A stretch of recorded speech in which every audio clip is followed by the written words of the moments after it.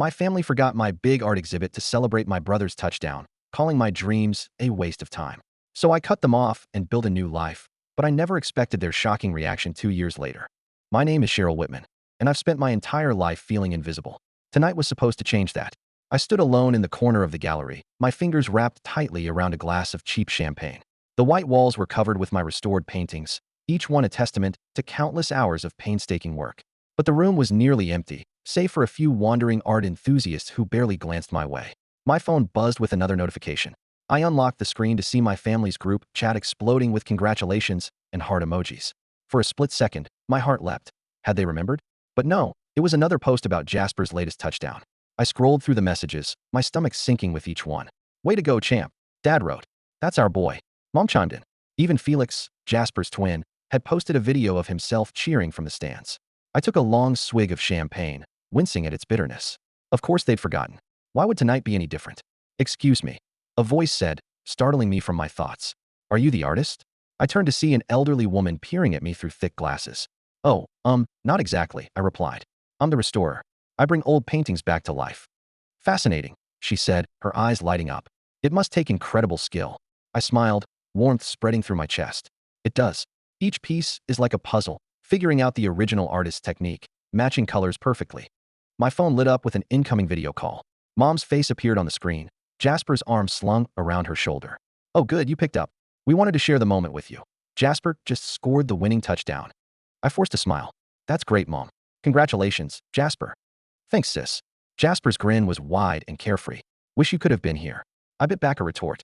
Of course I couldn't be there. I was at my own event, the one I told them about weeks ago. "So what are you up to tonight?" Mom asked, her tone casual. The elderly woman was still standing nearby, listening curiously. I took a deep breath. "Actually, Mom, I'm at my art exhibit. The one I've been working on for months. Remember?" There was a pause. Mom's smile faltered for just a moment. "Oh, right, of course. That's tonight?" "Yes, Mom. Tonight." "Well, that's wonderful, dear," she said, her voice overly bright. "I'm sure it's lovely. We'll have to stop by next time." "Next time?" I echoed, my voice hollow. "Anyway, we should go. There's a celebration dinner for Jasper. Love you." The call ended abruptly. I stared at the blank screen, fighting back tears. "Family can be difficult," the elderly woman said softly. I let out a bitter laugh. "You have no idea." She patted my arm gently. "Don't let their blindness dim your light, dear. Your work is extraordinary." As she walked away, I downed the rest of my champagne. The bubbles burned my throat, but it was nothing compared to the ache in my chest. I looked around the gallery at the fruits of my labor that my own family couldn't be bothered to see. In that moment, something inside me snapped. I was done being the forgotten daughter, the invisible sister. If they couldn't see me, I'd make sure they felt my absence. I pulled out my phone and opened the family chat. My thumbs hovered over the keys for just a moment before I typed. "Congratulations, Jasper. Hope you all enjoy the celebration. Don't worry about me. I won't be around to disappoint you anymore." With a deep breath, I hit send and then blocked every number. It was time to write my own story, one where I was finally the main character. The next morning, I woke with a pounding headache and a hollow feeling in my chest. My phone lay silent on the nightstand, a stark reminder of my impulsive decision. Part of me wanted to take it all back, to apologize and pretend everything was fine. But I knew I couldn't, not this time. I dragged myself out of bed and headed to the museum, hoping work would provide a much-needed distraction. The quiet halls and familiar scent of oil paints welcomed me like an old friend. I lost myself in the delicate work of restoring a faded landscape, carefully bringing each brushstroke back to life. "Excuse me." A voice interrupted my concentration. I was told I could find Cheryl Whitman here. I looked up to see a man with tousled dark hair and warm brown eyes. He held a guitar case in one hand and a crumpled flyer in the other. "That's me," I said, setting down my brush. "Can I help you?" He grinned, extending his hand. "I'm Elliot. I saw your exhibit last night. It was incredible." My heart skipped a beat. Someone had actually noticed. "You were there?" "I didn't see you." "I came late," he admitted, "but I couldn't stop thinking about your work. The way you breathe new life into forgotten masterpieces, it's like magic." I felt a blush creeping up my cheeks. "Thank you. That means a lot." Elliot's eyes sparkled with genuine enthusiasm. "Your art speaks volumes. It's like you're restoring more than just the paintings." For a moment, I was speechless. No one had ever described my work that way before. "Thank you," I managed. "That's exactly what I try to do." He nodded, then gestured to his guitar case. "I'm a musician myself. I was wondering if you'd be interested in collaborating on a project, your visual art, my music. I think we could create something really special." I hesitated. Collaborating with a stranger seemed risky, especially given my current emotional state. But there was something about Elliot's earnest expression that made me want to trust him. "I'd like that. I found myself saying. Why don't we grab coffee and discuss it? As we sat in a nearby cafe, Elliot's passion for his craft was infectious. He spoke of melodies and harmonies the way I thought about color and texture. For the first time in years, I felt truly seen and understood. So, what inspired you to become an art restorer? Elliot asked, sipping his latte. I paused, memories of childhood disappointments flooding back. I've always loved bringing beauty back into the world, I said carefully. Sometimes things get overlooked or forgotten, but that doesn't mean they're not valuable. Elliot's gaze softened. Sounds like there's a story there. I took a deep breath, surprised to find myself opening up. My family, they've never really understood my work. Or me, for that matter. Last night was supposed to be my big moment, but they couldn't even be bothered to show up. That must have hurt, Elliot said gently. I nodded, blinking back unexpected tears. It did. But you know what? I'm done letting their opinions define me. I blocked them all last night. It's time I focus on my own happiness. Elliot reached across the table, squeezing my hand. Good for you. It takes courage to stand up for yourself like that. His touch sent a jolt of electricity through me. I looked into his eyes and saw not pity, but admiration and understanding. In that moment, I felt a spark of something I hadn't experienced in a long time. Hope. As we continued talking, making plans for our collaboration, I realized that this chance meeting might be the beginning of something truly special. For the first time in years, I felt seen, appreciated, and excited about the future. Walking home that evening, I felt lighter than I had in ages. My family's absence still stung, but it no longer felt like a gaping wound. Instead, I was filled with a quiet determination. I would build a life filled with people who truly valued me, starting with Elliot. I smiled to myself, thinking of the blank canvas waiting in my studio. It was time to start painting my own masterpiece. 6 months flew by in a whirlwind of creativity and newfound happiness. Elliot and I threw ourselves into our collaboration, his music breathing life into my restored paintings in ways I never imagined possible. We'd grown close, our relationship blossoming from artistic partners to something much deeper. But reality had a way of creeping in. One chilly autumn morning, I sat at our tiny kitchen table, staring at a pile of unpaid bills. Elliot walked in, his hair tousled from sleep. Morning, beautiful, he said, kissing the top of my head. What's wrong? I sighed, pushing the papers toward him. We're barely scraping by, Elliot. The museum cut my hours again, and your gigs, he nodded, understanding. I know. We'll figure it out, Cheryl. We always do. I wanted to believe him, but doubt gnawed at me. As if on cue, my phone buzzed with a notification. Against my better judgment, I checked it. It was an Instagram post from Felix. My breath caught as I saw him grinning beside a shiny new sports car, my parents beaming proudly in the background. The caption read, "Thanks for the early birthday present, Mom and Dad. You're the best." I felt like I'd been punched in the gut. They bought Felix a car for his birthday. I told Elliot, trying to mask my hurt. Meanwhile, we can barely afford groceries. Elliot's face darkened. That's not right, Cheryl. You work just as hard as your brothers, harder. It doesn't matter, I muttered. Nothing I do will ever be good enough for them. Elliot pulled me into a hug. You're more than good enough. Your family just can't see it. I clung to him, fighting back tears. I thought cutting them off would make it easier, but sometimes I still wish they could see me, really see me. I see you, Elliot said softly, and I love every part of you. His words warmed my heart, but the ache remained. I pulled away, determination setting in. I need to confront them, once and for all. Elliot looked concerned. Are you sure? You don't owe them anything. I owe it to myself, I said firmly. I can't move forward until I face this. He nodded, understanding. Do you want me to come with you? I shook my head. No, this is something I need to do alone. The drive to my parents' house felt surreal. I hadn't been there in months, not since that disastrous night at the gallery. As I pulled into the driveway, memories flooded back. Years of feeling invisible, of striving for approval that never came. I took a deep breath and rang the doorbell. My mother answered, her surprise evident. Cheryl, what are you doing here? We need to talk, Mom, I said, my voice steadier than I felt. She hesitated, then stepped aside to let me in. Dad was in the living room, looking up from his newspaper with a frown. What's this about? He asked. I stood tall, facing them both. It's about how you've treated me my entire life. How you've always favored Jasper and Felix, no matter what I accomplished. Mom's face hardened. That's ridiculous. We love all our children equally. Do you? I challenged. Then why can't you support my dreams the way you support theirs? Why do they get lavish gifts while I struggle to make ends meet? Dad's frown deepened. Your brothers have practical careers, Cheryl. We're just trying to set you up for success. By tearing me down, I shot back. By dismissing everything I'm passionate about. We just want what's best for you, Mom insisted. That Elliot, he can't provide for you the way a husband should. Anger flared in my chest. Elliot sees me for who I am. He supports my dreams. That's worth more than any amount of money.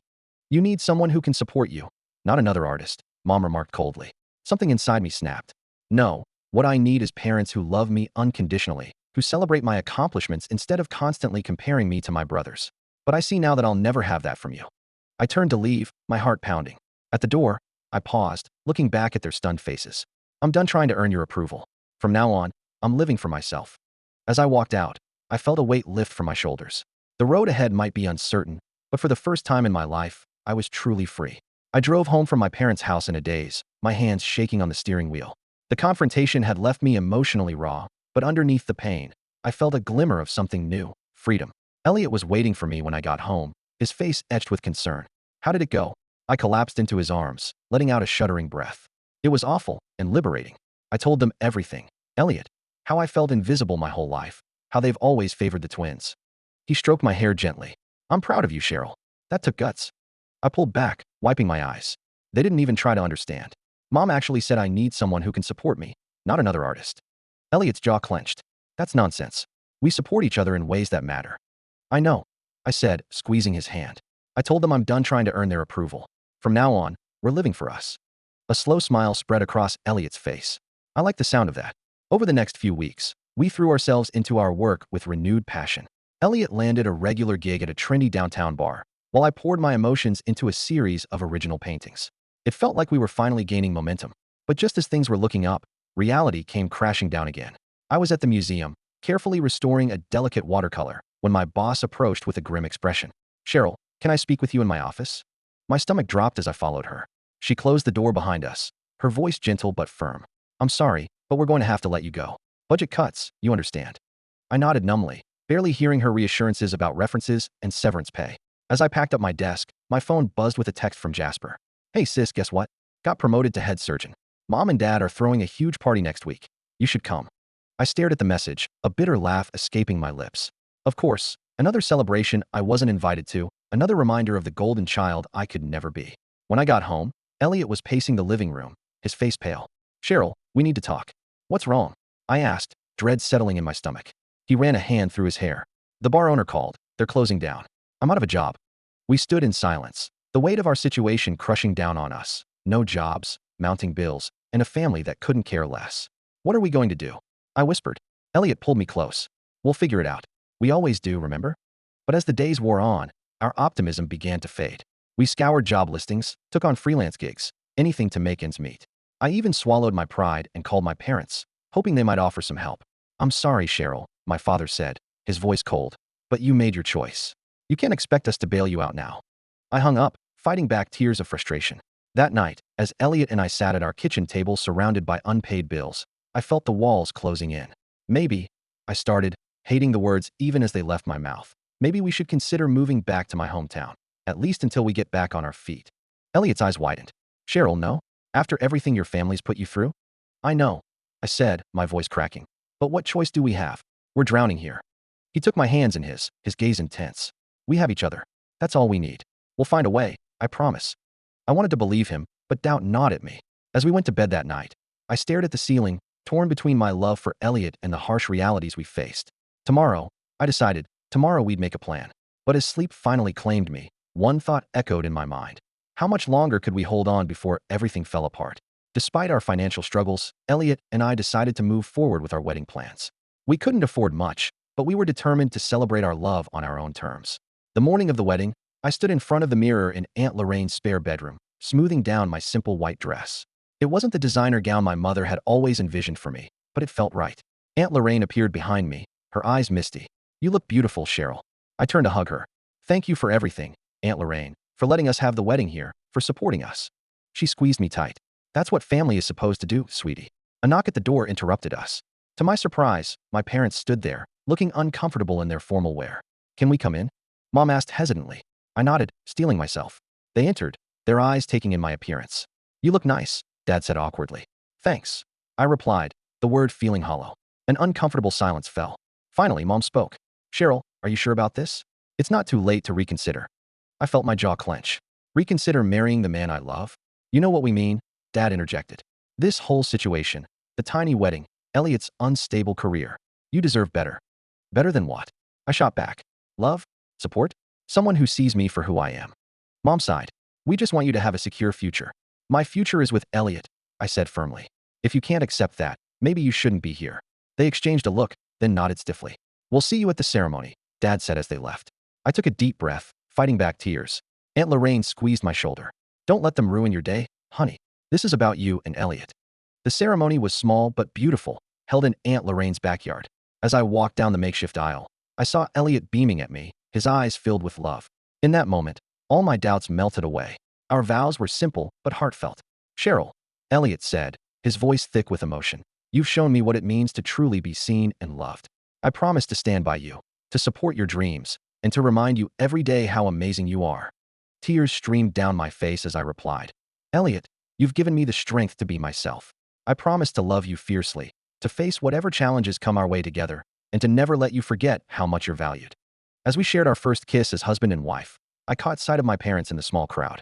Their expressions were unreadable, a mix of resignation and something else I couldn't quite place. At the modest reception, I overheard my father talking to Jasper. It's not what we imagined for her, he commented, glancing around the modest venue. I felt a flash of anger, but before I could respond, a familiar voice cut in. I think it's perfect, Grandma Mabel said, appearing at my side. It's a celebration of love, not a show of wealth. She turned to me, her eyes twinkling. Cheryl, dear, I have something for you. From her purse, she pulled out a small velvet box. Inside was a stunning antique necklace, delicate gold filigree surrounding a deep blue sapphire. This has been in our family for generations, Grandma Mabel explained. I always planned to give it to the grandchild who truly understood the value of family. That's you, Cheryl. As she fastened the necklace around my neck, I felt a wave of emotion wash over me. This was more than just a piece of jewelry. It was a symbol of acceptance and love. Thank you, Grandma, I whispered, hugging her tightly. As the reception continued, I caught my mother eyeing the necklace with a mix of surprise and something that looked almost like jealousy. But I pushed those thoughts aside. Today wasn't about them. It was about Elliot and me and the life we were building together. As we danced under the twinkling lights, I felt a sense of peace settle over me. Whatever challenges lay ahead, we would face them together, surrounded by the people who truly loved us for who we were. 3 months after our wedding, Grandma Mabel insisted on hosting a family gathering to celebrate her 80th birthday. Despite my reservations, Elliot and I decided to attend. We hadn't seen my family since the wedding, and I hoped that time might have softened some of the tension. As we pulled up to Grandma's sprawling Victorian home, I felt a knot form in my stomach. Elliot squeezed my hand reassuringly. We've got this, he whispered. Inside, the atmosphere was strained. My parents greeted us with forced smiles, while Jasper and Felix barely acknowledged our presence. Only Grandma Mabel seemed genuinely happy to see us, enveloping me in a warm hug. I'm so glad you're here, dear, she said, her eyes twinkling. I have a special announcement to make later. As the afternoon wore on, I found myself retreating to the kitchen, needing a moment away from the thinly veiled, judgmental glances. To my surprise, Aunt Lorraine was there, pouring herself a generous glass of wine. Rough day? She asked, offering me a glass. I nodded, gratefully accepting. I don't know why I thought things would be different. Aunt Lorraine sighed. Family's complicated, sweetie. But remember, you're stronger than you know. Before I could respond, Grandma Mabel's voice rang out from the living room. Everyone, gather around. I have something important to say. We filed back in, tension thick in the air. Grandma stood in the center of the room, her posture straight and proud despite her age. As you all know, I've lived a long and blessed life, she began. And as I've gotten older, I've been thinking about my legacy, about what truly matters. She paused, her gaze sweeping across the room before landing on me. That's why I've decided to leave my entire estate to Cheryl. The room erupted in chaos. My parents gasped, Jasper knocked over a vase in shock, and Felix's face turned an alarming shade of red. What? Felix sputtered. That's not fair. We're family too. Grandma Mabel held up a hand, silencing the room. Cheryl has always been the one who truly understood the value of family, not in terms of money or status, but in love, support, and understanding. She turned to me, her eyes filled with warmth. You've always been there for me, dear, even when it wasn't easy. You've shown resilience and grace in the face of adversity. You've built a life based on love and passion, not expectations and materialism. I felt tears welling up in my eyes, overwhelmed by her words. Elliot's arm tightened around my waist, a silent pillar of support. This is ridiculous, Jasper interjected. She must have manipulated you somehow. Grandma's eyes flashed with anger. I may be old, Jasper, but I'm not foolish. This is my decision, and it's final. My mother stepped forward, her voice trembling. Mom, please, think about what you're doing. Cheryl doesn't need what, Evelyn? Grandma cut her off. The support you've never given her, the recognition of her worth that you've always denied her. The room fell silent, the weight of years of unspoken resentment hanging heavy in the air. I found my voice at last. Grandma, I don't know what to say. Thank you doesn't seem enough. She smiled, taking my hands in hers. You don't need to say anything, dear. Just promise me you'll use this to build the life you've always dreamed of, the life you deserve. As I nodded, tears streaming down my face, I caught sight of my brothers. Their expressions were a mix of shock, anger, and something that looked almost like regret. My father cleared his throat. Mabel, surely we can discuss this. There must be a more equitable solution. Grandma's voice was steel. There's nothing to discuss, Martin. My mind is made up. As the reality of the situation sank in, I could feel the shift in the room. The looks directed at me changed from dismissal to barely concealed resentment. I knew that this moment, while validating, would irrevocably change my relationship with my family. Elliot's voice was low in my ear. We should go. I nodded, suddenly feeling suffocated by the tension. As we made our way to the door, Grandma Mabel's words echoed in my mind. This was more than just an inheritance. It was a chance to rewrite my story, to build a life free from the shadows of my past. But as we drove away, I couldn't shake the feeling that this was just the beginning of a storm that had been brewing for years. The days following Grandma Mabel's announcement were a whirlwind of emotions and tense phone calls. I barely had time to process the enormity of her gift when my parents demanded a family meeting at their house. As Elliot and I pulled into the driveway, I felt a sense of dread settling in my stomach. Maybe this wasn't such a good idea, I murmured. Elliot squeezed my hand. We'll face this together. Remember, you've done nothing wrong. The moment we stepped inside, the tension was palpable. My parents sat stiffly on the couch, while Jasper and Felix paced the room like caged animals. Sit down, my father commanded, his voice cold. I took a deep breath and sat, Elliot a steady presence beside me. This has to stop, Cheryl, my mother began, her voice trembling with barely contained anger. You need to renounce the inheritance. It's not fair to your brothers. I felt a flash of indignation.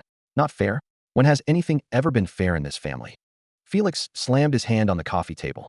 This isn't right, Cheryl, he argued, his entitlement clear. We deserve it just as much as you. Deserve it? I shot back, years of pent-up frustration bubbling to the surface. What exactly have you done to deserve it? Besides being the golden children who could do no wrong. Jasper stepped forward, his face red. That's rich coming from you. Always playing the victim, never taking responsibility for your own shortcomings. Shortcomings? Elliot interjected, his voice sharp. Cheryl is incredibly talented and hardworking. Just because her success doesn't fit your narrow definition, stay out of this, my father snapped. This is a family matter. I stood up, anger coursing through me. Elliot is my family, the only one who's truly supported me. My mother's eyes filled with tears. How can you say that? We've always wanted what's best for you. No, I said, my voice steady. You've always wanted what you thought was best for me. You never bothered to ask what I wanted, what would make me happy. And this makes you happy. Jasper sneered. Taking advantage of Grandma's confusion? I felt my hands clench into fists. How dare you? Grandma is of sound mind, and she made this decision because she sees me for who I am, something none of you have ever bothered to do. Enough, my father roared. Cheryl, you will renounce this inheritance, or you'll no longer be welcome in this family. The room fell silent, the weight of his ultimatum hanging heavy in the air. I looked around at the faces of my family, the people who were supposed to love me unconditionally, and saw only anger, resentment, and greed. In that moment, something inside me shifted. The last threads of hope I'd been clinging to, that someday they might see me, might value me, snapped. No, I said, my voice quiet but firm. What did you say? My mother gasped. I straightened my spine, meeting each of their gazes in turn. I said no. I won't renounce the inheritance. Grandma made her decision, and I'm honoring it. Felix lunged forward, but Elliot stepped between us. Back off, he warned. You ungrateful little. Jasper started, but I cut him off. I'm done, I said, surprising myself with how calm I felt. I'm done trying to earn your love, your approval. I'm done dimming my light to make you comfortable. This inheritance isn't just about money. It's about recognizing my worth, something you've never been able to do. I turned to my parents, seeing the shock on their faces. You said I wouldn't be welcome in this family if I didn't renounce the inheritance. Well, let me make it easy for you. I don't want to be part of a family that only values me when I'm giving them something. I took Elliot's hand, drawing strength from his presence. We're leaving now. Don't try to contact us. As we walked out the door, I heard my mother's sobs and my father's angry shouts. But for the first time in my life, I didn't feel guilty. I felt free. In the car, Elliot turned to me, his eyes filled with concern and pride. Are you okay? I took a deep breath, feeling lighter than I had in years. You know what? I think I am. For the first time, I'm really okay. As we drove away from my childhood home, I realized that this wasn't just an ending, it was a beginning. A chance to build a life filled with love, respect, and true family. The kind that sees you for who you really are. 2 years after the explosive confrontation with my family, Elliot and I stood hand in hand on the balcony of our new home. The sun was setting, casting a warm glow over the bustling art district below. It was a far cry from the cramped apartment we'd shared when we first got married. Can you believe it? Elliot whispered, squeezing my hand. We did it, Cheryl. We built this together. I leaned into him, feeling a sense of peace I'd never known before. It's more than I ever dreamed possible. The inheritance from Grandma Mabel had been a turning point, but it wasn't just about the money. It was the validation, the recognition of my worth, that had given me the strength to pursue my passions without fear or guilt. We'd used the funds to open a small gallery, showcasing both my restored artworks and Elliot's music. It had been a risk, but one that paid off beyond our wildest expectations. People were drawn to the unique combination of visual and auditory art, and soon we'd gained a reputation as innovators in the local art scene. As we gazed out at the city, I thought about how far we'd come, the struggles, the doubts, the painful severing of toxic family ties. It had all led us here. Cheryl. Elliot's voice pulled me from my thoughts. There's something I want to show you. He led me back inside to his music room, where a canvas stood covered in the corner. With a flourish, he pulled off the cloth, revealing a stunning portrait of me. But it wasn't just me as I was now. The painting showed different versions of myself at various ages, from a wide-eyed child to the woman I'd become, each version emerging from shadows into light, growing stronger and more vibrant.